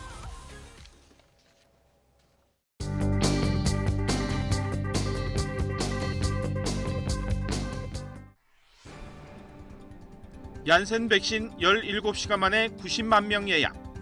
코로나19 백신 접종에 속도가 붙은 가운데 전국 만 30살 이상 예비군과 민방위 대의원 등을 대상으로 한 얀센 백신 사전 예약이 뜨거운 관심 속에 마감됐다는 소식이 일면을 장식했습니다. 백신 접종자에 대해 요양병원과 요양시설 대면 면회가 허용된 첫날, 1년여 만에 직접 손을 맞잡고 눈물의 재회를 한 노부부의 모습도 일면에 실렸습니다. 경향신문은 51주 연속 상승 곡선을 그리고 있는 서울 아파트값과 증가율이 32년 9개월 만에 최대치를 기록한 지난달 수출 실적 등 경제 관련 소식을 나란히 일면에 다뤘습니다. 미국에서 구입한 총기 부품을 위장 수입한 뒤 실제 사격이 가능한 총으로 제조해 판매한 일당이 경찰에 붙잡혔고 특정 프로그램을 사용해야만 접속이 가능한 이른바 다크웹에서 마약을 사고 팔거나 투약한 일당 500여 명이 검거됐다는 소식입니다. 상관에게 성추행을 당한 공군 여 부사관의 극단적 선택과 군의 부실 대응에 이은 뒷북 수사 착수에 대한 비판이 확산하고 있습니다. 코로나19로 하늘길이 막혀 1년 넘게 힘겨운 사투를 벌이고 있는 항공업계가 이번에는 고용유지 지원금 종료를 앞두고 불안감이 커지고 있다는 소식입니다. 조간 브리핑 김현우입니다.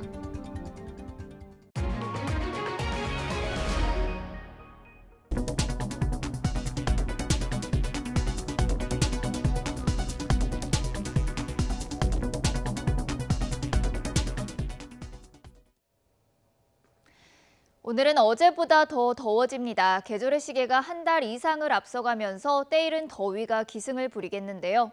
오늘 서울의 한낮 기온은 29도, 대구는 31도까지 오르는 등 7월 중순에 해당하는 한여름 더위를 보이겠습니다. 이 맑은 날씨 속에 자외선도 무척 강해지겠습니다. 대부분 지역의 자외선 지수가 매우 높은 수준까지 치솟는 만큼 외출 시에는 자외선 차단제도 꼼꼼히 덧발라주셔야겠습니다. 아침까지 내륙을 중심으로는 안개가 짙게 끼겠고요. 오후 한때 영서 남부와 충북 북부, 경북 북부 내륙 쪽에는 소나기가 지나는 곳이 있겠습니다. 오늘 낮 기온은 어제보다 1도에서 5도가량이 높겠습니다. 서울의 한낮 기온은 29도, 대전과 광주가 30도, 대구는 31도 선까지 크게 오르겠습니다. 내일은 전국에 비가 내리면서 때이른 더위도 누그러질 전망입니다. 지금까지 날씨 정보였습니다. 이상으로 굿모닝 YTN 마치겠습니다. 네, 잠시 후 YTN 24가 이어집니다. 시청해주신 여러분 고맙습니다.